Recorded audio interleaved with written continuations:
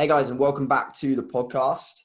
So myself and Lee are joined by an awesome guest today. We're joined by Richard Gozdecki, who is arguably one of the best ever natural bodybuilders to ever grace the stage.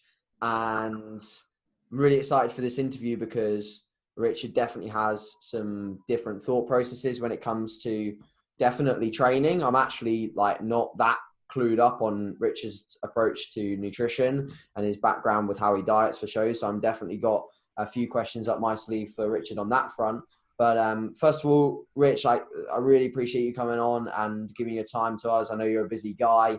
How has this period have been for you in terms of coronavirus in the gym? Like for people that don't know, you obviously own a gym. How's the last sort of couple of months been? First of all, hi, thanks for having me on. Straight away, I've got a little 5-year-old that's just crawled in on his hands and knees. I've told him to stay outside. He's got Henry. top standard Gozdecki behaviour. You going in the garden for us, please? He's a risk taker. I don't know. Let mummy come in and get it. Sorry, we didn't even get into it. Weird, absolutely weird, yeah, because obviously I've got a normal job as well, quite a normal job, working at Jaguar Land Rover on prototype batteries. So we haven't stopped. We've gone all the way through, which has been a godsend for me mentally. Yeah. And obviously I've still got the gym, so physically I've been able to train. Yeah. Because I've been normal with the lads at work, we haven't really, there's social distancing and all that, but the job that we do, we have to be quite close to each other. And yet the other side of my life, the gym and closing the gym and not letting people train and everything like that, it's been a bit of a killer, really. Yeah. I completely understand how we did it, why we did it. And when we went into full lockdown, it was like, at first I thought, oh God, I'm stopping people training, but you can only do what Boris lets you do at the end of the day. And it took me a while to get my head around that. And I was dieting at the time. Yeah. So I think it was like the 15th of March. So I was like, I think I was probably about 8 weeks out from proper show condition. And I've been dieting since January the 1st. So I was getting somewhere near. And I dieted for 8 weeks into lockdown. I just lost all motivation. Yeah. Okay. So I've been through it really. So half of life was normal, half of it was just gone a bit crazy. And then I was dieting as well. And then miserable sort of at home, just weird. Yeah. So for everyone listening, have you stopped dieting now as shows this year for you just not gonna happen? So I've stopped dieting and did exactly what I didn't want to do. I put on about 10 kilos within 2 weeks. And drank my way up to like 122 kilos.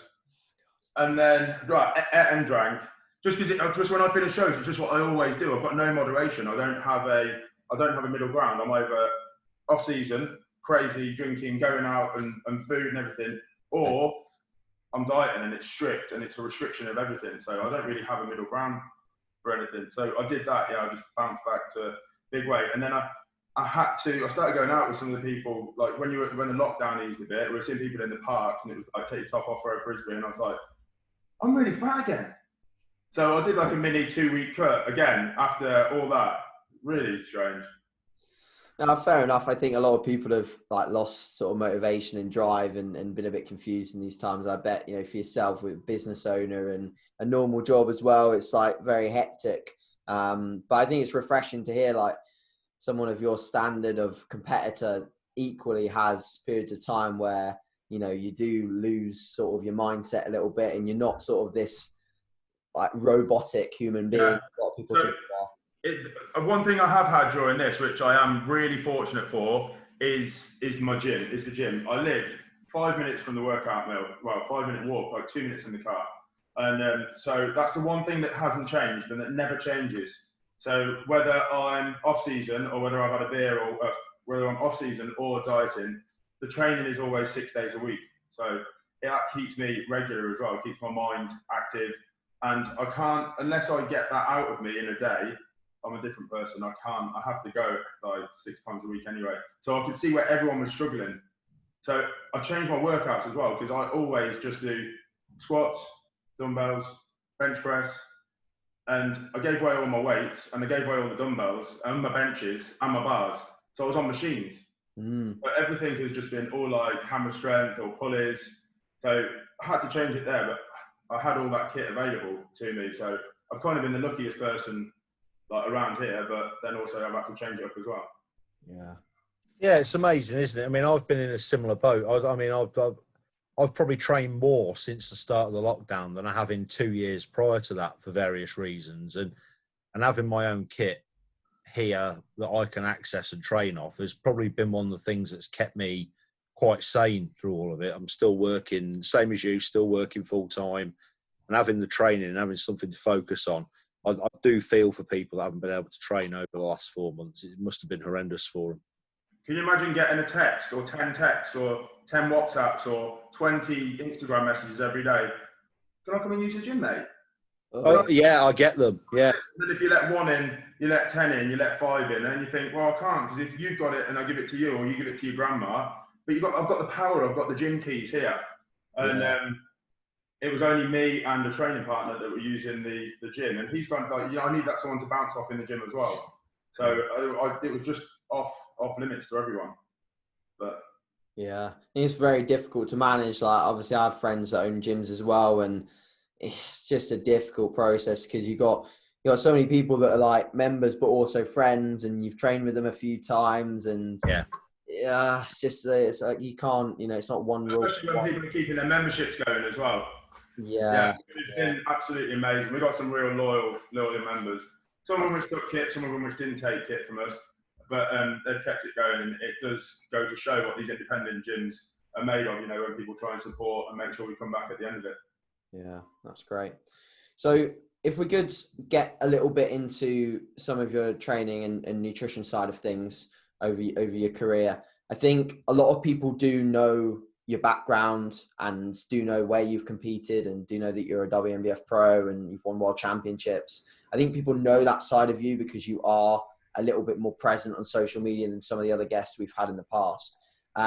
So I want to delve into a little bit of your training side of things. So if you could just run us through, like, what are some of your biggest principles when it comes to training? Like, what do you truly believe in terms of what builds muscle, what's holding on to muscle when you diet? What's some of your sort of biggest thoughts when it comes to your training? So it's kind of changes over the years, but there's a couple of things that I've always kept with. When I was like early 20s, I didn't compete till I was 26. I trained with a guy who was into his fitness. We did a lot of running and stuff together, but everything, superset, drop set, 15 reps, drop it, 10 reps, drop it, 10 reps, drop it, 10 reps. We do like 40, 50 reps in a set sometimes. Before you know it, the weights are creeping up. So you're not just using, 20 kilo pressing when you're doing chest press. Before you know it, you're on the 40s and you're doing like 20 reps, drop it, and you pick up the 35s and you're doing like another 20 reps. So high volume, and I always keep high volume in there. And then I tend to flip between that and powerlifting, where I'll go slightly lower reps, but didn't enjoy it. So I might do 6 months of powerlifting. I'd get an injury or do my back in or something. I think it builds strength, but it also builds a little bit of muscle. Probably not the muscle. I wouldn't go for powerlifting with the muscle thing. And also, you're just always on the edge of just about to break an injury. I think high volume has been the one for me, and consistency. I know everyone always says that, but just staying in there 6 days a week. Actually, off season probably 5 days a week. A little extra rest day for the off season, especially when you're pounding it that hard. Although I probably do 6 days most of the time in the off season as well. Yeah, I'm not surprised. I'm so guilty of it. All the things that I know, I don't do. Okay. Could you, when it comes to like high volume, so a lot of people struggle with the context of high volume and what it is. I know that you're quite like, you go off your intuition, you're quite auto-regulated in the gym. You'll go in, you'll sort of have a bit of a walk around, and then you'll go at it and you'll sort of do a little bit of what you feel on the day. I'm pretty sure I'm right with that. I don't have a set, never have a set program what I'm going to do. Could you walk us through like what an average, like across the board, like lower body leg session would look like? So for example, like walk us through what kind of we did in a way when we train quads together. Like, what does a typical So first of all, I split my hams and calf. I split my hamstrings and quads. I'll have a calf day on the back end of a shoulder session, and I'll do hams and calves on their own on a Sunday. And quads used to be Fridays, and it just used to take everything out of me, and then a rest day Saturday to eat and recover. But now I do quads on a Wednesday because it was driving me mad having to just wait till Fridays. But yeah, I changed that about 3 years ago because it was just stressing me out a week having to wait till the Friday for quads. But quads is all out, so it would look something like 2 warm-up sets, a trigger set, and then maybe like 4 exercises hard, where you're either going pyramid up the weights or just going all in on the same weight and doing like 15 reps, leg extensions, and then maybe a drop set to finish, and that'd be your warm-up. So you're looking at maybe over 100 reps working before you've even hit any other exercise. And then I'd look for either a squat or, depends what gym I'm in. If I'm in the workout mill, my hack squat is fantastic. It's really old. It's a Leisure Lines hack squat. It's quite vertical. I know the one. Yeah, and it's a killer. But I like doing 15s on that. So again, I'll probably do 2 warm-up sets, 1 plate, 2 plate, 3 plates, 15 reps each. And then we'll go for, once I'm up to 4 plates, we're working then. And then it'll be 4 sets of that and a drop set at the end of 15s. And we don't stop. So as soon as I know you like a little pause, I call it a little rest pause. Yeah, I know what you mean. Yeah. Extra rep that you didn't do last week. But if I stop on mine, my mate will rack the weight for me and say you're done. So yeah, going, yeah, just power through. I like to hit 4 exercises for quad. So once I've finished that, I'll probably go into like a pendulum squat or a leverage squat or a V squat, something like that. Mm-hmm. I stay away from things like the abductor, the adductor, the glute machines. I don't feel anything from it. It hasn't been in my training for the whole time. And I'm getting all these machines in the gym now for girls and for guys because they're calling on these bits of kit. But I just can't put my time into something which isn't sort of like balls to the wall. Yeah. It sounds ridiculous, but everything's got to be hard for me as well. Loads of weight on my back, loads of weight on my legs. Yeah. And go for it. Hasn't really hurt your glute development and your sort of overall quad development, no, has it? Not specific glute exercise. No. Well, squats are perfect though, aren't they? And even back, I don't like front squats, so I tend to stay away from them. I can't get my hands under the bar.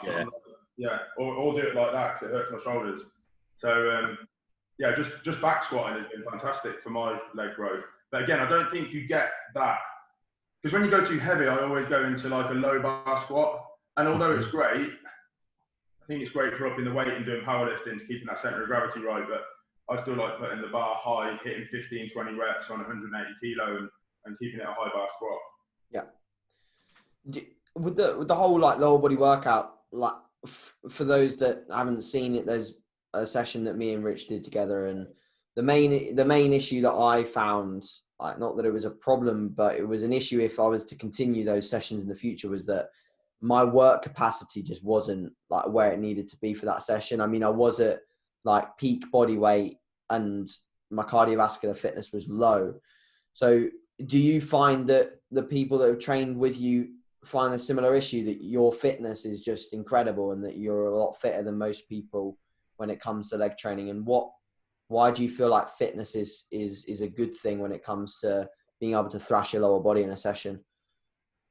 Yeah, I don't know. I kind of think it's a bit of a mix for me. I don't do a lot of cardio in the off season. I do more with my boy now and go out with him. But my fitness has always stayed quite good.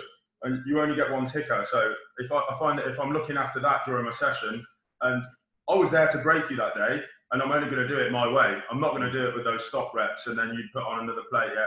The way I'm going to break you is you're not going to keep up with me there. Yeah. So, and I'll do that to everyone. So if I can do that to someone when I'm there and I'm doing it, I practice every day at doing it. So that's going to be my thing. So if I can, your heart's shoveling everything to your muscles as you're going, isn't it? And I just think my heart's beating like fast and hard. And if you can just keep that mind going on your muscles to do that as well, my legs will give up before my heart. So how strong has my heart got to be able to do that as well? Yeah. So the lactic acid that I'm generating during those sessions in my legs is incredible. Whether that's going to make me grow more muscle, I don't know. I don't know the ins and outs of it. Maybe it won't, but I feel it's the right thing to do. And I know that if people aren't keeping up with me, then, and I've got bigger legs, then surely that's got to be the right way for me. Yeah. Yeah, I like that. Yeah, makes sense. Do you have any other questions about leg training at all, Lee? Because I've got a few others about other body parts. So do you have any about legs? Yeah, just the Well, you one. came in on leg training as well, and I don't even consider my legs to be that good. Maybe the training side of it, I'm pretty good. But your leg training's legendary, isn't it? Everybody knows that if they can keep up with you on a leg session, then they're pretty much an Iron Man. Yeah. I'm going to ask if you mind me telling the listeners this, but obviously Rich and I used to train at the same gym years ago before he owned the workout mill. And do you still carry the oxygen tank around with you when you train legs? That stopped a couple of years ago. Yeah. Yeah. They used to actually take hits from an oxygen mask in between on legs on the floor. There was you, Max, and Vit Bohack were training together, weren't you? Yeah. They used to strap oxygen masks onto each other when they were in a mess on the floor in between sets. That's how hard they trained. Yeah. Absolutely frightening. That's nutty. Yeah, they were great. A company called Oxyfit contacted me, and I had that running a sponsorship. They gave me stuff for about 3 or 4 years, and they were great. And it did. We were like, because one day we were like, what about if we could get more oxygen in?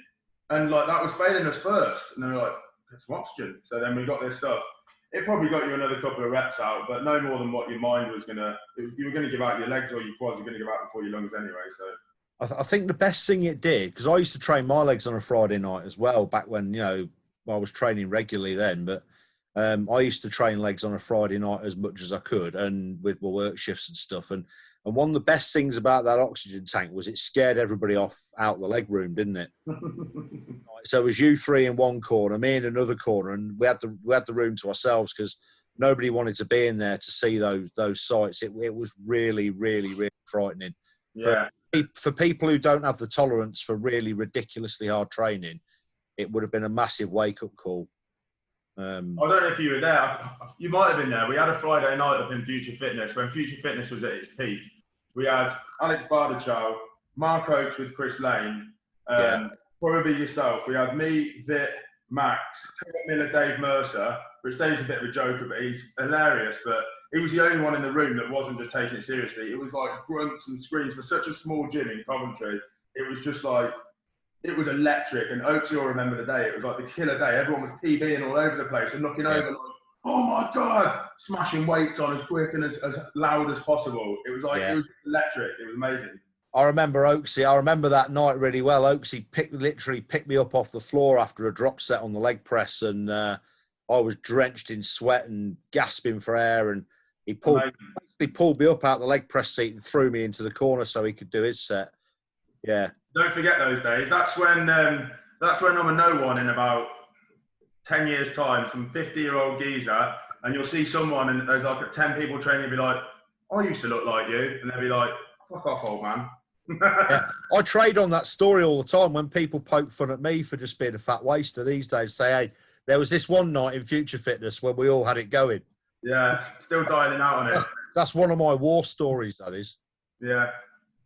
Brilliant. You need those in the bag, though. I remember it, Lee. It was great. But that's one of the things that people don't get. I mean, people will say, and we'll come on to this a little bit later, but people, yes, you've got genetics. You've got genetics for the sport. And yes, you're big, you're strong, you're fit. But people kind of, people could gloss over genetics. And I'm one for it sometimes as well, that if you're not genetically gifted, you're never going to reach the very top of the sport. I truly believe that. But you've got to work as well. You've got to work. And to anybody that hasn't seen it, I think there's still some stuff floating around on YouTube, isn't there, from way back. Look at Rich train. If you're ever wondering how Rich got as good as he got and still is, then him train, because I can guarantee that 99% of the people in the gyms, even most of the people that are actively competing, are not training as hard as you. It's scary stuff to see. I think on the point of genetics, though, I think genetics goes back to what you did as a kid. My little boy now, he's 5, and he does maybe 5 or 6 different activities. I know it sounds silly, but he'll do swimming, martial arts, rugby. We'll go out and do tennis. He does football. He'll do everything. We started wakeboarding now. all that's adding up, right? His recovery Yeah. rate in the week. So he's recovering his food. Like, he eats junk food. He eats normal food that normal 5-year-olds eat. They're hard to feed. But whatever he's putting in is recovering from those sessions. When he picks a sport or wants to do a sport by 8, his recovery is going to be good. And my dad took me everywhere. We were doing all sports. We were going everywhere, okay? And my brother as well. By the time we were like 10 years old, we were doing 11 sessions a week in the swimming pool, okay? By the time I was 16, we've got 8 years behind us. We're training twice a day, most days. And just your recovery from that, you go to school, you do the normal thing that kids do. You play in the playground, you do sports in the playground, you come back. Your body, your recovery rate. So your genetics, I think, is going to be your body shape, whether you have nice, round, full muscles or you're going to have like straight, spindly legs or whatever they're going to be. But your recovery rate for bodybuilding, so when I started bodybuilding at, say, 16, 18, when I quit swimming, going to once a day, my recovery rate's through the roof, mate. I've gone from once a day doing like 4 hours of swimming, and now I'm doing like an hour in the gym lifting weights. Okay, I'm going hard, but my body's gone like, thanks for the rest. Yeah. I'll eat this food. You start looking at your food then and start looking at your macros and, you know, working out what you've got to eat. And by the way, my macros was whatever my mum made, and just like spaghetti bolognese 4 times a day. That's your genetics, and just feeding your gains, isn't it? Yeah, and you adapt over the years, don't you? People who've got a propensity to be good at a sport or have developed themselves to be good at a sport can often find they'll adapt well to another one. And it is that body. It's what you've grown into. It's what you've got used to. And you touch on your mum's cooking. I mean, you know, your mum's cooking isn't typical of other people's mum's cooking, is it? I mean, you know, you're notoriously a big meat-eating family, aren't you? Eat your meat, leave your veg. So you've always had loads of protein in your diet, loads of calories. Yeah. You know, I've eaten your mum and dad's food on more than one occasion, and it's, you know, you always want to go back for more. You know. Do you remember when we went down to do a guest spot in Taunton that time? Yeah. So all the way down to Taunton, did a little guest spot dressed as Conan. Conan, you came down with me and my dad and my brother, and then did that, got in the car, and we were like, oh, should we go and get somewhere to eat? And my dad got the camping stove out, cooked us steak sandwiches or steak baguettes, and a crate of beers for us. Yeah, it was the end. I remember it was the end of the contest, and everybody was leaving. The building was empty, and the car park was starting to empty. And then there was like 3 or 4 of us stood around your dad's. It was when he had the Discovery, wasn't it? Yeah. In camping chairs around the back of your dad's Discovery, waiting for steak to cook, swigging beer. Yeah, that's how we roll. Incredible. Good times, mate. 4 Polish men having a drink and something to eat. Anyway, I'm going off with off tangent a bit, AJ. Back to the training, fella. Sorry, mate. No problems. These are all good. So the other questions that I had were obviously relevant to other body parts. It is interesting, actually, the topic that you bring up about recovery rates and how that's influenced throughout, you know, your childhood and what you do in sports. So I think just to sort of add my opinion on that, I think I definitely agree from what I've seen in other people and other clients I've had that have had like either elite sporting backgrounds or very cardiovascularly demanding backgrounds. Their recovery rates seem to be certainly a lot higher than kids that have been sedentary, and younger people nowadays seem to have, you know, unless they've had like your little one has had an awesome upbringing and great direction, they seem to be sedentary and just, you know, as soon as they get into weight training, they're handling only 3-4 days a week and they're smashed. Yeah. So yeah, I totally agree on that point. Anyway, so arm days is something I wanted to talk about because a lot of natural bodybuilders tend to be sort of beaten up by their arm development and, you know, knocked down for their arm development. And also even other, you know, assisted bodybuilders nowadays on some splits tend to just tag the arms at the end of the session. And as a result of that, sometimes don't maybe take their arms to where they could be. So what's your views on arm days? Have you always had arm days throughout your entire career? And how do you tend to approach arm days? Arm day is easy day. It's a great day. It's one to enjoy. Fantastic. It takes an hour. Yeah. And I'll do 3 exercises for bis, 3 exercises for tries, sometimes 4 for tries. And again, bis is probably slightly lower volume, 12 to 15s, whereas tricep usually goes up to 50s. Okay. On a lot of sets. Yeah. Yeah, maybe not some of the more compound stuff like close press, but anything really cable-y. is a lot of 50 reppers, 25 reppers, feeling it. I suppose that's probably a lot more now, more so because I've got tendonitis just about every joint. Yeah, but my elbows are suffering at the moment from bench pressing. Even if I lay off it now, they're still bad. But yeah, I love an arm day. Who doesn't like an arm day? What you're wearing t-shirts at the weekend, man? Yeah. I must admit, I do definitely like the arm days. I used to definitely think that I wouldn't like arm days, but I definitely do. And one of the first ones that I did was a copy of one of yours, and it was definitely painful with some of those high rep sets. And the one thing that I found is like, and I've talked about this on our podcast, is that the feeling you get when you smash your arms and you like legit smash your bis and tris, and you spend like 45 minutes or an hour on them, it's completely different to how they feel when you just do a few sets at the end. Nothing in them. You've got nothing left in them. They're pretty empty. When you do triceps on the back of chest, there's hardly anything left in the tank anyway. It does feel good to get a bit of a pump. By the way, if you do that, get to 50 reps. Just get on a rope, pull down, 50 reps on the back end of chest. And you think, if you're doing 12 reps, you don't get a pump. You do 50, you get a pump every time. Okay. They swell up. Yeah. Yeah, it's interesting. I think like the volumization of the arms is like they're kind of a bit different. They need a little bit more like sort of like filling with blood for you to be able to really feel like you've hit them. Do you think it's a little bit like the old theory behind calves in that you use them a lot? So like the old school sort of theory behind calves was they needed more reps and they needed more frequency because a bit more resilient. You're walking all the time and they were more resilient because without sort of even thinking about it, to a very low level of resistance, you use your arms a lot, don't you? Yeah. So is it that? Who knows? I don't know. You're talking to two guys without any calf, so difficult. Sorry, AJ. My calves were all right. It is. But sometimes when I do my high rep, 500 rep back sessions, I'll be thinking, I hope my arms are recovered for Friday for biceps. And similar when I've came by tries on a Friday, I'm thinking, I've got 2 days for these to recover now before I'm doing international chest Monday. And sometimes they aren't, but they've still got to be smashed. Mm-hmm. Yeah, I agree on that point. Okay, cool. So that covers arm days. I think what we've learned there is that they're a staple and more people should do them. I wanted to cover back training as well, because I've always looked like your back shots and been massively inspired by the density and thickness that you have. And as a result of that influenced a lot of my exercise selection when it came to training, because I thought, well, if Rich can do this, then if I can try and chase some of these numbers down in some shape or form or get relatively close to some of these loadings, then I'm going to have some density on my back too.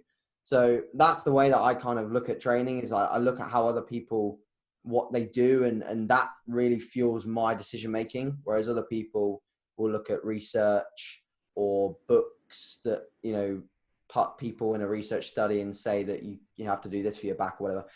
So the main question with back training is like, what do you think is the most fundamental thing when it comes to building a dense looking back and a thick looking back? Do you think there's specific movements that do that? And do you think there's any prerequisites of back training that is like an absolute must? So there's so many ways of answering this, but I just wanted to start by saying I went in 2010 and was beaten by Johnny Uris at the UIBBN or whatever that was called. UIBBN. Well, I was going to talk about him in a little while. Mark, I stepped off stage and Mark Oak said to me, "You know what you need, don't you?" I said, "What?" "Deadlift." So I'd managed to win a British title and get second in the world to him. I'd never deadlifted. I'd never picked a weight off the floor. I just didn't deadlift. Okay. Never had a fit back. My back is all up top, if you look at it. And then people say, "Oh, your lower back's so good," but really my lower back is all just Christmas tree. There's not a lot of density there. So then the following year, when we went out to the Worlds, I did a full year of deadlifts and rack pulls, and Mark was like that, deadlifts, yeah. But it did change. It did change then. But again, it didn't. I hadn't done any powerlifting then. It didn't take over. The deadlifting didn't take over, and it was just like walking in doing 3-4 reps. It was still like high volume deadlift training. Oh, hello, who's in that? There's Oaksy. There you go. There's a bit of a virtual background change, seeing as we're talking about the 11 world. 2011, yeah. Whee! There he is. All holding the flag. Yeah. On the left. You became the first UK bodybuilder to ever win the WMBF Worlds on their debut. Amazing. The Pro Worlds. Glad we went pro. Yeah. So I started deadlifting then, but my back days are focused again mainly around volume, 15, 20 reps, drop sets on everything. But I'll always hit 3 pull downs to start with, or 3 upper back movements, trying to go width, because for me, we talk about thickness and stuff when you are facing the back, but I want you to see my back from the front. Yeah. So first and foremost, I want my back being that big. I'm filling as much of my 6'4" arms, even though I'm only 6 foot. I need it to fill those arms. So I want as much back from the front as possible. And again, that's going to make your waist look smaller. It's going to do everything for your shape. So I'll always hit 3 or 4 exercises. 3 or 4 exercises of upper back before I even start thinking about doing rows or bent over rows or anything like that. Okay, cool. And then with the deadlift, like how do you tend to program the deadlift now? Have you done a mixture of low rep, high rep? Since my last powerlifting competition, I haven't really deadlifted. I can't deadlift now. My lower back's done.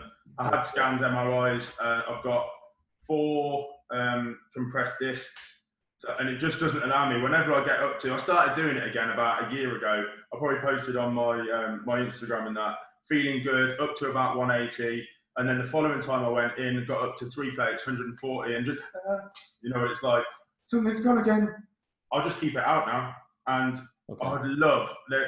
When I was doing it, I got up to, my best was I think 320 for 3 reps. And the rage that you can get, like, there's nothing like it, because it's just you and the bar. It's not like a squat or anything. It's just you lifting the bar, and you will do anything to get that weight up. And I loved it. I fell in love with deadlifts more than bench press, more than anything. But there's only one way that ends for me. That's hospital. So I can't do it. No. I have to stay away from it, because as soon as it feels good, it's going to go bad.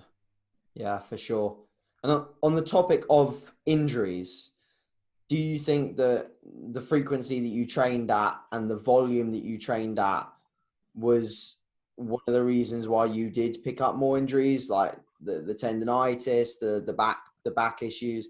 Like, do you think that played a role? Do you think if you trained less frequently or with less volume, you would have got injured less, or would you? The way that I train, I still consider my weights. If you're doing 15 reps on anything, your muscles are handling the weight.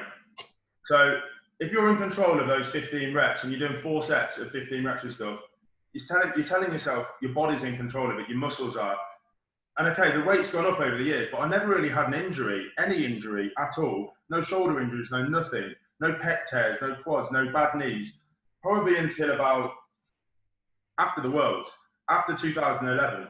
So I've got a good 15 years in me of training before I've even felt anything injury-wise. And then I started messing about with powerlifting. So the weights go up and the reps come down and things start happening. And I'm getting older, mid-30s, and you're like, it's going to happen.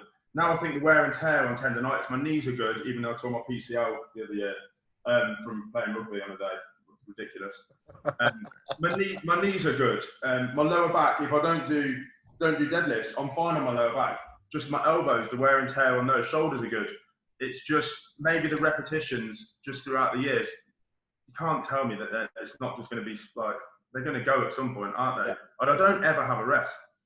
So it's just continuous pounding. But I know that still keeping the 15 reps in, 10 reps, 20 reps, whatever it is, if your muscles are in control of it, you're not going into your joints so much. And even though I'm failing on a lot of those reps on, say, chest press or something, you may need a spot, you're still completely in control of the weight. There's no rush movement or forced movement. Cool. Yeah, I think that just proves that the lower rep training and the overloading that you did in powerlifting was probably the biggest thing that was causing the problems, which, to be honest, I'd be inclined to massively agree with that. I think the bodybuilders get injured by doing those lower rep ranges, because you've already built, a huge amount of strength from your high volume training, and then that cross transferred into immense powerlifting numbers, and then you're going to get hurt. My body's weird as well, and powerlifters would always say, I don't understand your body. So I could put on, say, 180 kilos on the bar. I did 50 reps with a 180 kilo deadlift in one go. And me and Lewis came down once, and I think David Kay did a 10-minute challenge. Yeah. And he said, "Oh, we've got a 10-minute challenge for the 50 reps." And he did it in sets of 10 or whatever it was. I think it took about 2.5 minutes. And it just kept the bar in my hands and just did it consistently. Yeah. But again, I wasn't getting injuries off that. And then but then that wouldn't transfer. So maybe I'd go 260 for 10 reps, 280 for like 9 reps or something. But then all of a sudden you think, well, if you've got 280 for 9 powerlifting, you've got 400 deadlift. And then I'd get 310 on the bar and be like, couldn't get it past my knees. But I'm doing 280 for 10 or something. Yeah. I've got a weird body. I think it's, again, like sort of simple biology, fast twitch, slow twitch kind of stuff, because you came from a very endurance-y, high rep background with the swimming. Do you think, again, going back to what we said earlier, your body's been conditioned over the years in terms of your strength and your muscle contractions, you're stronger over a higher rep range? Definitely. Yeah, definitely. Makes sense, doesn't it? Makes sense. Maintain a good high rep range. I think that's when it's kind of classed as middle distance. So I was like a 200 breaststroke swimmer. My 50 was terrible. My 100 was okay, but British champion 200 breaststroke, British junior champion. And they used to make me do a 50-meter sprint before I did. So 10 minutes before, so I'd warm up, do the warm-ups, and you sit around for maybe an hour before it's your go. And they go, like 10 minutes before you get called, Rich, 50-meter sprint. And you used to have to sprint in the diving pit. So that I was already going in on my sort of second 50 when I was diving in for my 200. Get warm, get fired up. Seems to do the trick. Yeah, for sure. Lee, have you got any other questions around training at all? In general? No, I mean, it's. I think we've pretty much established that a lot of volume, a lot of reps, and balls to the wall, and do everything you can and leave it in the gym is your way of life, Rich. That sounds amazing. It's worked, doesn't it? If you can keep doing that till we're 50, I'll be a happy man. You see how young I look in that background picture, by the way, with my little pale. Yeah, you look good. Head just behind you, no beard or anything. Shredded. Unbelievable. Well, not quite, but yeah, lean enough. You look great there, mate. Maybe I think I was in a 32-inch waist jean there. You said you played around with powerlifting, Rich. I mean, to be fair, you won a British title, and didn't you break a record or two as well? Yeah, squat record, yeah. Yeah. Played around a bit with it. Don't be modest. You didn't play around with it. You came, saw and conquered, didn't you? Yeah, 6 months though. It's a lot of training in 6 months. But training-wise, I think we pretty much get the picture, don't we? Everything high volume, 15 reps, drop sets. There you go. Arm days. Arm days. I did my first arm day ever last week because we've been talking about them so much. And I've got a gammy shoulder at the minute. It's giving me some real grief. And I was supposed to do an upper session last Friday, and I couldn't push or pull anything. So I thought, I'm just going to go and train arms. And I've got to say, I've been sort of training on and off for nearly 30 years now, more off than on. And I wish I'd started training arms on their own earlier. It was great fun. You can't tell me that when you came back in that house as well, Amy didn't see the t-shirt pump and she was like, whoa. Oh, there was a big t-shirt pump. T-shirt pumps remind me, Rich, do you still train in a vest on bank holidays? Always. Yeah? Sometimes no vest. Hey? Sometimes no vest. Because that was a strict rule back in the day, wasn't it? You can only wear a vest on a bank holiday. Only wear a vest on bank holidays. To be fair, it's vest most of the time now. Even leg day, vest and hot pants. Right, should we go on to some nutrition stuff? What is that image? That's Lee in my bag, and me sat down at the World 2011. That was 2011 Worlds before you went on stage for the pre-judging in New York, and I was rifling through your bag looking for jelly babies. You were getting me sweet, prepping me. I was getting sweets out of your bag, half of which I ate because it was so bloody early in the morning. I hadn't had any breakfast. And if you notice there, I mean, I know it's not about me, but if you notice there's absolutely no belly overhang there as I'm leaning over. Yeah. Whereas I have, because I'm sat down and all I see is rolls of fat, but I was absolutely nailed on, shredded. It's all about the angles, Rich. Yeah. That's why I wouldn't have posted that on Instagram at the time, whereas you'd be all over it. Should we move to nutrition topics then? Go on then. I'm pretty good on nutrition. All right. He says drinking a beer. So, in terms of your approach to dieting, Rich, I want to know a little bit more as to how you structure your prep. So, when you started, obviously in the off season, like how long roughly would you give it for your first show, and talk us through sort of the adjustments to your diet towards getting to the stage in sort of like a rough explanation. What, first show or to a show? To any show, like if you were going to do multiple shows in a season, what would, like the first show of the season, how long would you give that? Okay. And then beyond that, obviously to Worlds or whatever. Okay, so you've got to look at about 6 months. You've got to give up about 6 months of your life. I don't do flexible dieting. I'm on or off. Yeah. If I'm doing it for a show, it's diet. If I'm doing it because I want to lose a bit of weight for a holiday or something, which who does that? You're going away to get fat anyway. Yeah, then I suppose there'll be a bit of flexible diet and a bit of cheats in the week and more high carbs. But if I'm dieting for a show, it will be, say 6 months, let's say 20 weeks minimum, okay? And no restriction for the first sort of month on carbs or anything, carbs every meal. My meals generally stay the same as the off season, meat and protein wise, and a good variation in my protein. And then I just adjust the carbs. You know, like even back in the day when people started talking about macros, I was like, what are you talking about, macros? Don't know what macros are. What's your macro makeup? I don't know. I just eat like chicken, fish, eggs, and then whey and cottage cheese or whatever it is, or yogurt, and then just alter my carbs however I'm feeling. Sorry, darling. He's getting bored. He wants me to come chuck a ball round. Yeah. So yeah, and then obviously, if you set, I keep my protein the same or similar variation of protein. If you're not losing weight, it comes back to the old thing of you're eating too many carbs. Or for me anyway, I know it's got the same amount of calorie content as protein, but I like to keep my protein in to hold on to the muscle and to recover what I'm doing in the session. So I always kept that constant. I still do it now. I live by it. I swear by it. Protein will stay constant in 6 meals. So I don't alter that. I'll just drop my carbs or up my carbs, or depending on my energy, or if I'm losing weight, or alter my cardio in my output. It's as simple as that. And I still wouldn't even know until someone works it out and they tell me my macro ratios, and I'm like, oh, that sounds a little bit protein high. It does. I don't change it because it works.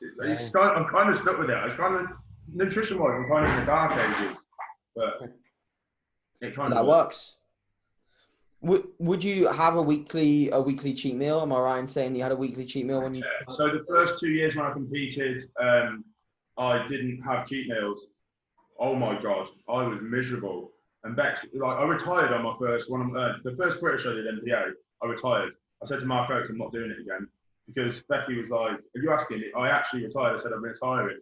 He said, "You can't. You have to carry on." So I had to find a way then after that, because I need something to focus on every week. So yeah, so Saturdays now I do have a family meal, a cheat meal.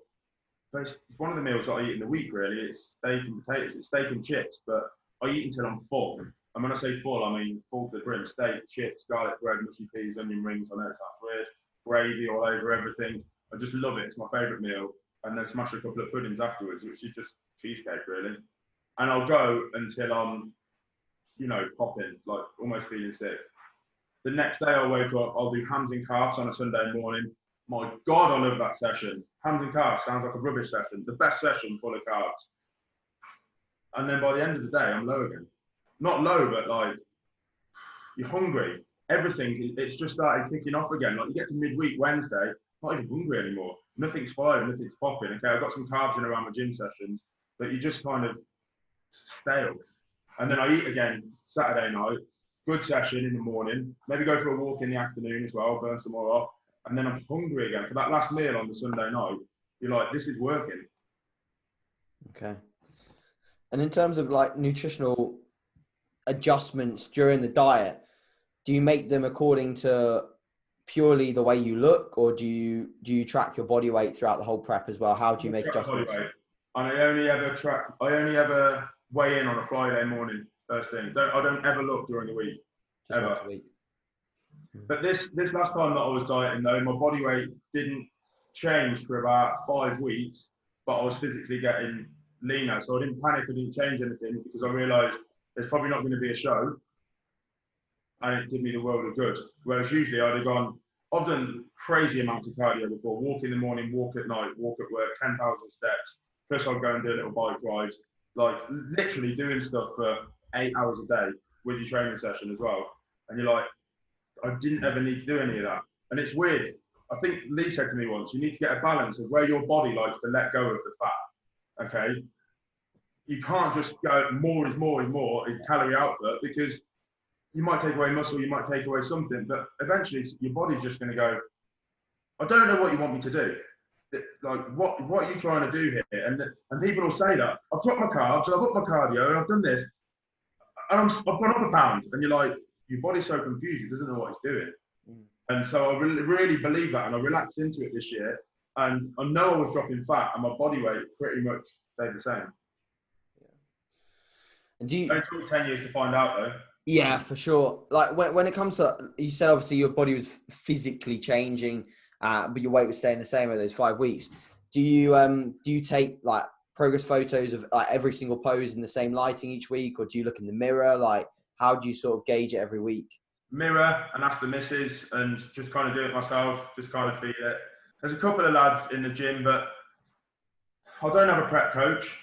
I don't really have anyone that looks at me bodybuilder wise. There's a couple of lads in the gym that competed before, and when I look at people, if I don't prep people now properly, but if someone's competing in the gym like they did last year, I was like, come down and have a look.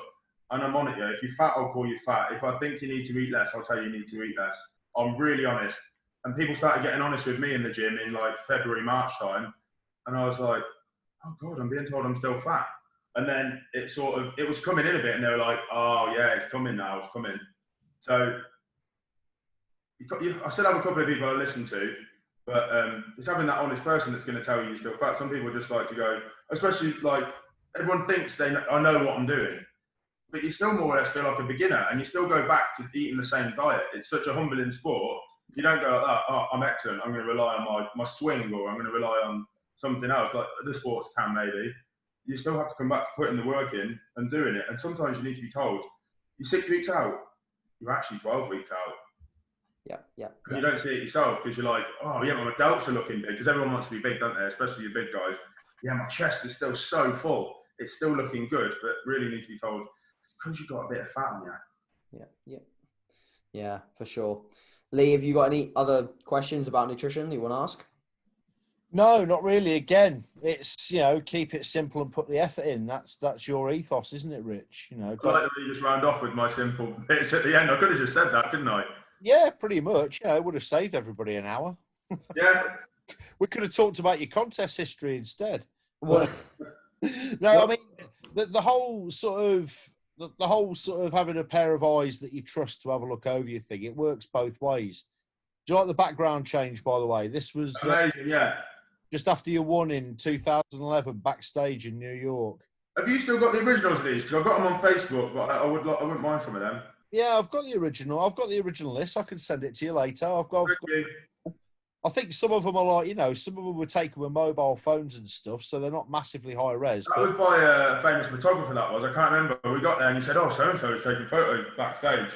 Alan Leff. It was Alan Leff, who was a bit of a natural bodybuilding photography legend. Yeah, he took that photo. He used to do all the backstage stuff, didn't he? I had some with Martin Daniels as well. Yes, Martin was there 2 years. Martin came second to you that year, didn't he? Yeah. But yeah, with the whole having an eye cast over you kind of thing, it works both ways as well, doesn't it? And it goes back to what you were saying before about your body being confused and not wanting to let go of anymore. And, I think because of your work ethic, you always want to push more and more and get more and more out of everything. There were a couple of times when you were there, you were ready, and you still thought you had more to go. And I I remember one time I was in my old house. It was Saturday morning. You called me up panicking a couple of weeks out for the world, saying, can you come to the gym and have a look at me? I'm not sure, I'm not sure what I'm looking at in the mirror. And I went there. I was absolutely gobsmacked. You were ready to go, weren't you? Yeah. Sometimes you need to be told that, because then we get into this situation I've raved about for a while, and I know it's a big sort of hot potato as far as my outlook is at the moment. People who are ready, they can't get any more out of their body, but they keep pushing, and then they get worse. And that's also something that you need to avoid doing. It's nice to be told that you're not ready yet and that you've got to push harder, but at the same time, having that talent for knowing that you're there now, and if you push any harder, you're going to start going backwards, is also a very important one. But bodybuilders are bodybuilders. If it says take 1 on the bottle, we take 3. Yeah. AJ, you're going to do it this year when you're competing. If you're getting into contest shape, like you call it contest shape, you'll get to, mine's 5 kilos. So at 105, I look good. Yeah. Yes. But my head says, you ain't ready, because I've still got bits to lose. I have to lose 5 kilos from that point to get in contest shape. My body weight for on stage is 100 kilos shredded. Yeah. I said that to you before the Worlds one year, didn't I? So if you get on the scales and you're in double figures, if you're 99.9, you're there. Yeah. And that was what you did in 16, wasn't it? I think that was about 20. Yeah, and it killed me. I looked better in the gym and everything. I lose my arms, basically. My arms disappear, whether you do an arm day or not. In the last 6 weeks, just bye, see ya. My arms just go. Yeah. Thanks very much for that. Yeah, I can totally relate to that. Yeah, say goodbye to them. It's always the last place. If you've got a stubborn body part and it's the place where muscle doesn't want to be, that's the first place it'll go from. Yeah. Same as the leanest part of your body. When you're your top end body weight, the leanest part of your body will get leaner first. Yeah. But this is what the whole thing of carving up. So what I do for some shows, and I've done it ridiculous, I've got in ridiculous shape, ridiculous condition, and then gone, I'm carving up 3,000 grams of carbs in like a day. Do you know what I mean? Okay. 3,000 grams of carbs over 3 days, 1,000 grams of carbs a day, and then just look swollen and watery, and you're like, oh, I thought you were shredded. And you're like, I am. It's the carbs and water, but I was trying to get back to that bit. You're not gonna get back to that bit within 3 days where you were shredded. So with the 2016 Worlds, I looked good on the Monday. I just tried to eat what I was eating, maybe a little bit more carbs, a little bit more rice, a little bit more potato. But I'm talking like upping it 100 grams, not a lot. And yeah, I was still a bit flat but I was shredded, and I looked good. And my arms didn't really get a massive pump, but it was the best I've ever looked. I didn't look like Phil Heath, and 3,000 grams of carbs wasn't going to do that to me either. But it's just trusting yourself. If you look good in the gym, you're like, sometimes you go, this is how I want to look. I want to walk out looking like this. And then you do some crazy shit in the last 3 days, and you're like, oh, I look better Monday. Or some people say I look better the day after, when you've had loads of beer and stuff. But you actually don't. You look watery. Yeah. You don't. Yeah, you just look watery. You're just big and bloated. I think the biggie for me is, and I say this to people all the time, and I'm saying it to you that year. It was 2013 before we went out to Boston to compete for the first time. Here we go. That's the one I was looking for. I remember, you in the gym that week before and saying, don't do anything else. Whatever you're doing now, just cruise in. Don't change anything. No carb ups, no water, no nothing else, because you're there, you're ready now. And I think people can take that risk sometimes of looking 10% worse. Not that you did. You did have some problems with sort of overdoing it with the water, I think, that year, didn't you? 18 litres. I was doing 18 litres a day for 7 days. It was crazy. And I think your body weight blew up quite a bit for 13, didn't it? Because of that. But, hell, mate. People try and look 1% better, but end up looking 10% worse. Yeah. So instead of being 99%, you're now 89% because you were trying to be 100. And that you haven't done for 20 weeks. That's where that balance comes in. You know, people who've been dieting on low carbs for months and months and months, all of a sudden shoveling a load of carbs in. Of course, your body doesn't want it. You know, it's not had it for months. It's not interested. Yeah. But do you remember the time as well? It was another contest you did. It was back in the UIBBN days when you were competing there internationally. When you were with the MPA as an amateur. Do you remember that trip down to the south of France by Eurostar? Yeah. When you had the big wheelie suitcase with 20 litres of water in it? Yeah, I've done some trips with a lot of water. It's not just carrying it down there, it's finding toilet stops as well. Yeah. And running for trains and things. Yeah, running for a train with 20 kilos of water in your suitcase when you're dying for a wee. Yeah. And taking it all on the planes whenever you used to go abroad as well. And the money I've seen you spend as well always in the WH Smiths or the Boots in an airport, chucking all your water away at security and then paying those ridiculous prices because you're getting through 10 litres of water on the plane and you're coming on the plane with 2 carrier bags full of water. Yeah. Plastic. Yeah. Absolutely brilliant. Don't you always pick seats on the plane right by the toilet just for that reason? Just a longer leg room, I think. Again, another tangent. Hey, have you got anything else on nutrition? Oh yeah, Joe. No. To be honest, like the only thing I was going to ask was peaking, and you've pretty much covered that like quite naturally with the storytelling there. So, I think I really want to just cover training and nutrition as my sort of main topics here. So, Lee, is there anything that like any direction of conversation you wanted to lead it in? Obviously, I've got some listener questions if you haven't, but if you want to talk about anything, go ahead.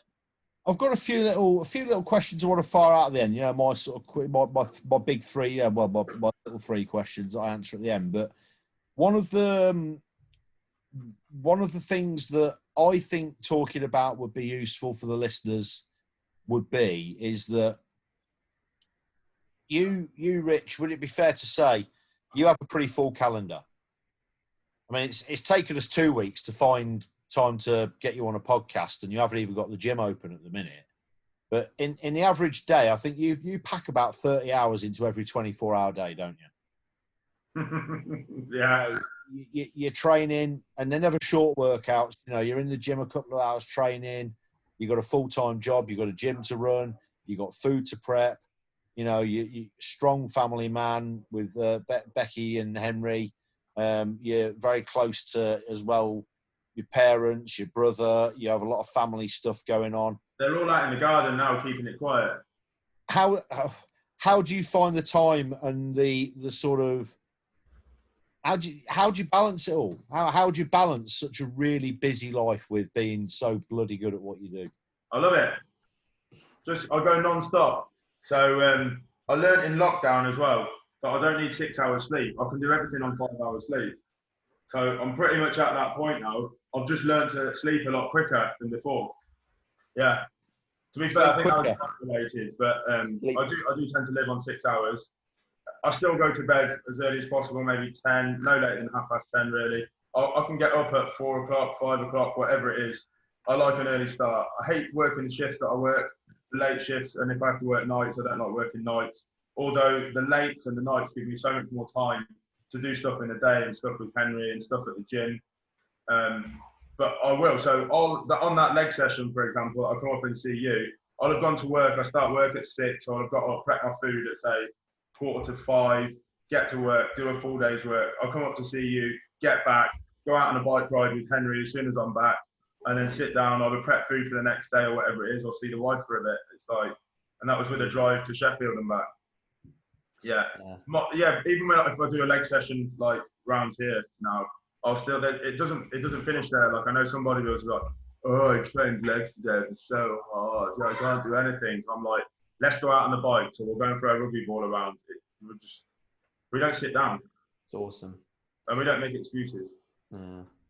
I think one of my favourite little stories about Rich, I don't think it's one that a lot of people know about, but one of my favourite stories about how much Rich crams into a day. Was it 2015? In the May time? In the what? I think it was 2015. Didn't you? Well, no, you did. you were working at Body Power on the USN stand, because obviously you work with USN, who've been sponsoring you a long time. You worked the Friday at the USN stand at Body Power. Yeah. Straight to the airport, jumped on a plane, flew overnight to Philadelphia, competed in Philadelphia on the Saturday in that IFPA show that you did. Yeah. Back on the plane, flew back to the UK overnight and did Body Power on the Sunday. God, that was a hangover, that was. I messed up on that show as well, because Lewis made me drink all the way on the plane. So I didn't just drink water, I drank 18 litres of beer. And so I'd overspilled a little bit. It was a good trip. 18 litres of beer on the way to the contest. Yeah, I got my beer and water confused on my water loading. That is brilliant. That is brilliant. I didn't do very well. That was my worst placing in the show. I've never placed any worse than second in any show in my life. And I swear I was lean for that show, and then just ruined it on the plane. Well, but to be fair though, I mean, let's not sort of go down the road of excessively fed bashing, but the IFPA was notoriously a dieting contest, wasn't it? Yeah. So a guy of your size was always going to go there and get beaten by some guy who weighed 150 pounds but had no skin. Yeah. So maybe it was best. Like a giant on the pictures as well. It was like. I've got a picture of it somewhere that I clipped and put in the archives years ago, and it was ridiculous. You look like a lion amongst sheep, but it was clear that everybody was absolutely shredded, and you were 18 pints deep. But great trip. It's an adventure, isn't it? But who would think of doing that? Who would think about changing time zones a couple of times, doing a day's work either side of it in the UK, and then doing a tour? What's Philly from London's about 8.5 hours on a plane, isn't it? Something like that. Yeah. Absolutely ridiculous. We had a few hours sleep as well, and then got straight back up and did the show. That was a really good trip. I took Lewis with me on that trip. Probably regret it in hindsight, but yeah, you can do a lot in a day. Yeah, especially if you change time zones. Yeah. So it's. Again, is it all about just, gritting your teeth, getting on with it and getting things done? Is that the overriding ethos? Okay. Yeah, definitely. You've just got to, I don't really say no to anything. Even when I'm at the gym and I've got something to do, if I've got to come back or with Henry or we plan something in, I just struggle to say no to people and no to things. And if something pops into my head that I'm going to do, like when we were during lockdown, I had a bit of a weird dream. I wasn't sleeping very well anyway. I was getting up at like 3:30, 4 o'clock, and then just coming down. And I decided I was going to go and knock a wall out in the gym. Well, I got to the gym, and the wall that I wanted to knock out, I couldn't knock out. So I knocked a different one out. And by 12 o'clock, the wall was knocked out, a squat rack taken down, and the gym was in a mess. And then I was like, why have I done this? But then the gym got redone from it, and we completely revamped the bottom floor, changed all the cardio kit round. And again, it took me, the wall came down within about 6 hours, and we sort of tied it up. But then it took me about another 4 weeks to sort the gym out. And I just wish I hadn't done it. But now it looks amazing, but just put myself in a situation where it took up so much time. And again, it's time that I would have spent at home. But I love it. And now that, members have been returning kit that I lent out this week, and they're just like, it looks incredible. And I tend to find that whenever you put like 100% into anything, you'll get 110 back. So whatever it is, you just go in, all in. Don't even think about it. Just do it. Rip the wall out. There's something that can be learned from that. That's a brilliant example to give people that want to get into anything. And we're not just talking bodybuilding. We're talking life, aren't we? Give it, grab it by the horns and get on with it and get it done. That's brilliant. Yeah. I'm going to fire my three sort of stock questions at you now, then, Rich, and then leave it with AJ. First question. Funniest thing you've ever seen at a bodybuilding contest? The funniest thing, one thing that always stands out in my mind is it Joe Lyons? Yeah, Joe Lyons turning up with not a single bit of tan. By far the best junior physique. Yes. Just came with some old pants and no tan. I talked about him in one of my very first podcasts, but I didn't mention Joe's name. But I talked about him in one of my very first podcasts where I said when they threw tan on him, he actually looked worse. He was white. He's so pale anyway, isn't he? He's he's just paler than you, AJ. He was white as a ghost on stage. Yeah. Didn't you shared a room with him, didn't you, in France at one of the UIBBM Worlds trips? Yeah, I woke him up at 2 o'clock in the morning playing Queen. And he was like, "What are you doing?" I was like, "I'm ready." And then we got Steve Howarth up at like 3 o'clock, and the three of us were just playing No One Lives Forever? Who Wants to Live Forever? Who Wants to Live Forever? Playing it again and again. And then I was ready. You're all getting up. Absolutely brilliant. Absolutely brilliant. So, yeah, Joe coming on stage in his pants with underpants on and no tan on and blowing everybody away. Yeah. What is your Kodak moment, your number one moment? Now, you're not allowed to claim a contest win here because that's low-hanging fruit. Everybody's happy that they won a show. Sorry, Lee, you just have to say that again. What was your one? So you're not allowed to claim a contest win. We're not allowing that. Other than contest wins, what is your greatest moment in bodybuilding where if you could catch it, put it in a bottle and taste it every now and again, that's your 1 second in time? I'm not allowed to say a contest win because there's only one moment in bodybuilding that... There's been a couple of good ones.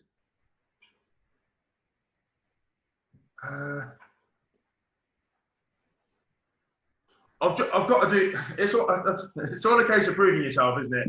And there's always been a bit of a journey to prove yourself. And I kind of felt like I did it when I won the 2011 WNBF, and I felt like that was the cream of the crop. And it's the only time I came off stage and the following day just burst into tears because it was like that was all out. When I say that was all out, that was everything, and I gave it everything that year. Like risking the missus leaving, risking everything, friendships, and it was all in, and it worked. And it's like the backdraft after that, I was just like, the emotion was incredible. Not on the day, it was afterwards. So that is one of the best ones. Awesome. And we spoke about that as well, the 2011 show on Nancy's podcast the other week, because she was talking about your routine that year. Yeah. And how the judges couldn't make their minds up between you and Daniels, and you blew everybody away with that routine. I've done it 400 times before I got there. Yeah. I never got a video of it. You guest posed the same routine at our UK show a couple of years later, didn't you? Yeah, I did, yeah. It was a Beyonce track, wasn't it, from Dreamgirls, yeah. There you go. And that was you. That was us backstage. That was the sort of condition you were in that year. It was incredible shape. Yeah, it was great. That is the one that I'll take to my grave, yeah. That was awesome. Go on then. Last one from me then. What's your biggest gym fail ever? There's got to be one. No, but I can tell you, I don't fail in the gym. I can tell you one. I can tell you my biggest and funniest one that I've seen happen. Go on then.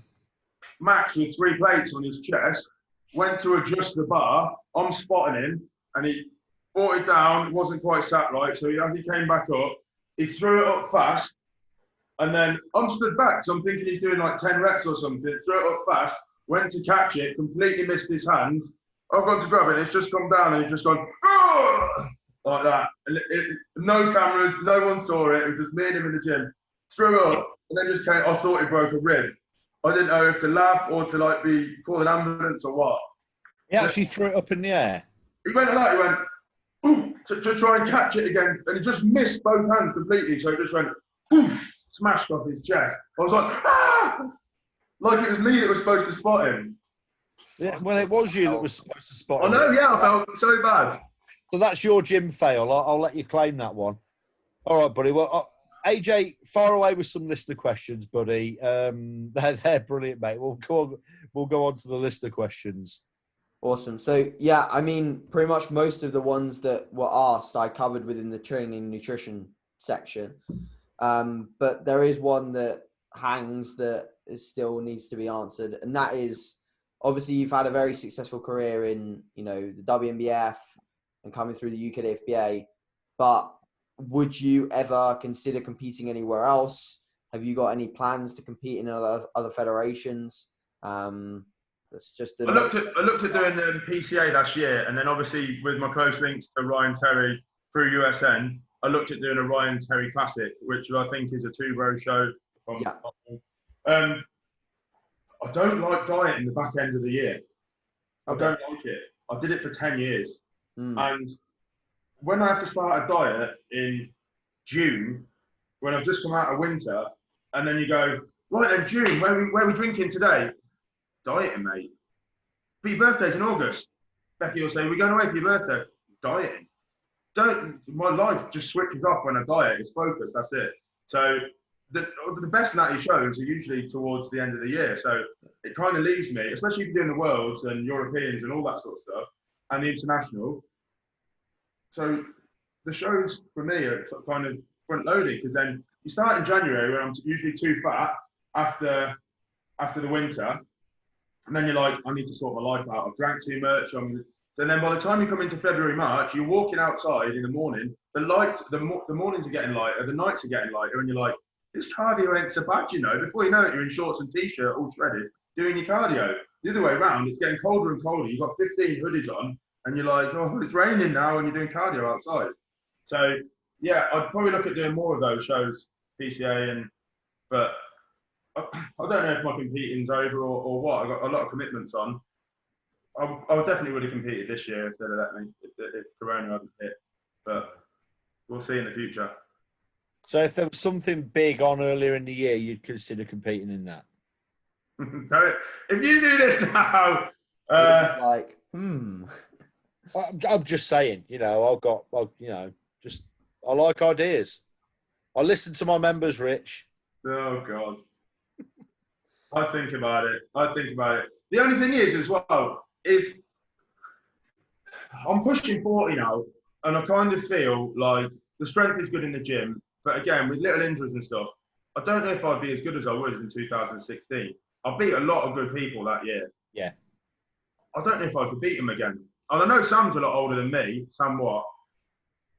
The stress I was going through leading up to that show, it was killing me. Even though I see it on paper now and I'm like, oh yeah, I've got him for certain lines of the body and waist, all that. But the guy is incredible. Do you know what I mean? And I've always thought this about people that I've been up against. I'm like, I don't think I can beat them. When you see it back, you're like, okay, I can see where I won it or whatever. But it just, the stress that you're under doing that. And I don't think I could be as good as I was in 2016. Or maybe I wouldn't get as lean, or maybe I'd be more stressed, or maybe Bex don't want to live with me. So these are all things that you have to consider. So, well, I mean, after winning 3 world titles and 3 European titles, you know, there's not much else to win. No. Yeah, there's not much else to do. In my view, there's no point in going and doing any of the other tested sort of world championships or whatever, because you've won the most important one 3 times. You know, you've beaten some incredible athletes. You stood on stage with legends, you know, Brian Whittaker. You know, you stood in that overall with Brian Whittaker in 12. You took Martin Daniels' heavyweight title off him. You went to America and you took the heavyweight title off an American who'd won it the year previous. Yeah. Yeah, that's pedigree. You know, Siobhan Cunningham you've beaten. You know, I mean, I don't know if I can go back and beat them. Maybe I would, maybe I wouldn't.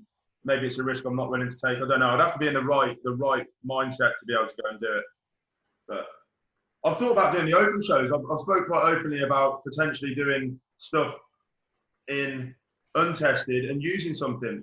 But I don't see an end to that as well. I don't see how I do. 1, I do the crossover, and 2, what my career would be thought of before that. You know, everything I've done naturally, and then I don't want it to change again. My home life. I've seen it wreck so many things in other people, and I'm a greedy bastard. If I'm on that stuff, what happens if I just go all in and kill myself because I just do everything? Do you know what I mean? Right now, I've got training, food, nutrition, and I'm greedy on all of it. Imagine if you're getting that and you do a little bit of this, a little bit of that, and before you know it, I look like the person that I didn't want to look like. We talked about it years ago, and we said about doing NABA, because you said, what's your goal? And I said, I'd like to win the Mr. Universe. He said, because it's where Arnie said, if you want to win that, Rich, do it. You said, just do it. Yeah. Just do it. You're capable of it. Then you said, just remember, the reason why people first start doing steroids is to look like you. And I was like, yeah. And it kind of hit home. I was like, that is true. So what do I want to look like? Because I know it's not like a lot of them.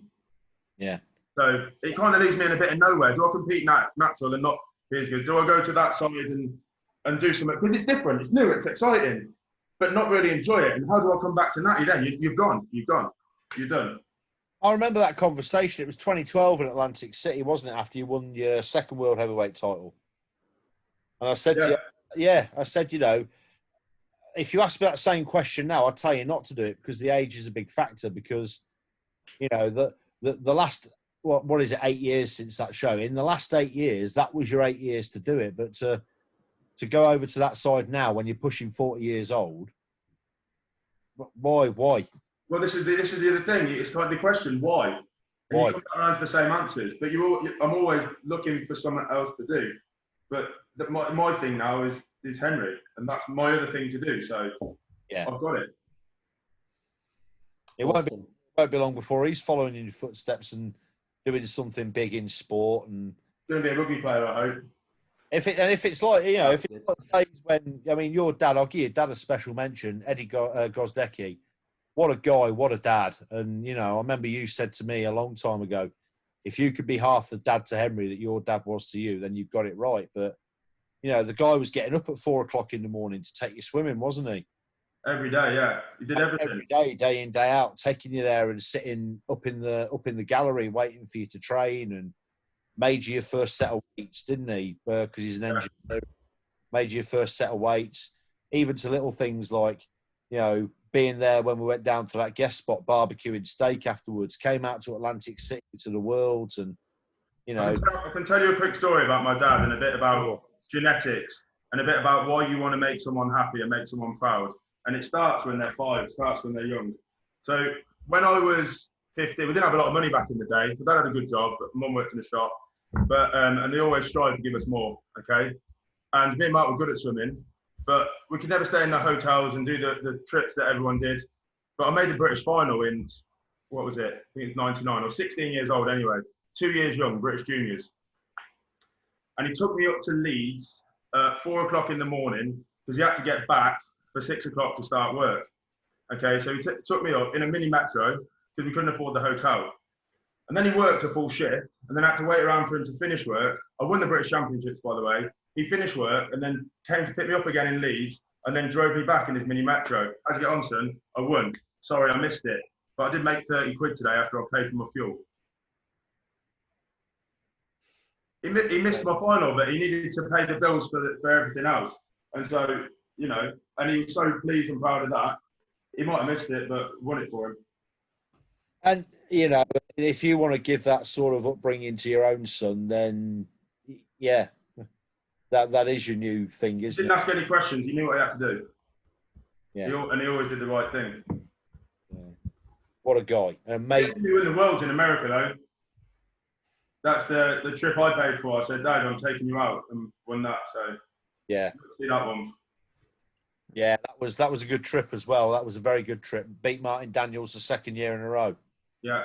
Strong lineup. That was very good. Yeah, what a guy. So, yeah, if you're looking to be the dad to Henry that Eddie was to you, then that's enough, isn't it? That's exactly, yeah. Big thing. We'll have a go. Awesome. Should we wrap things up? Yeah, man. Okay. Thank you very much, Richard. What did everybody think about the backdrops, by the way? I thought they were good. Hey, the light is better than ever. I've got a bit of a green screen problem here because I'm going to cough it. I've put a sheet over the headboard of my bed. It's a Lewis Rossi headboard, so it's really comfortable. Quick plug: anybody wants anything bed related? Lewis Rossi, the Bedroom Centre, Barnsley. But I'm leaning back on it, which is why we've got this little bit of haze around the side of my head. So I'm going to work on it for the next one. It's perfect. We're posing on these things.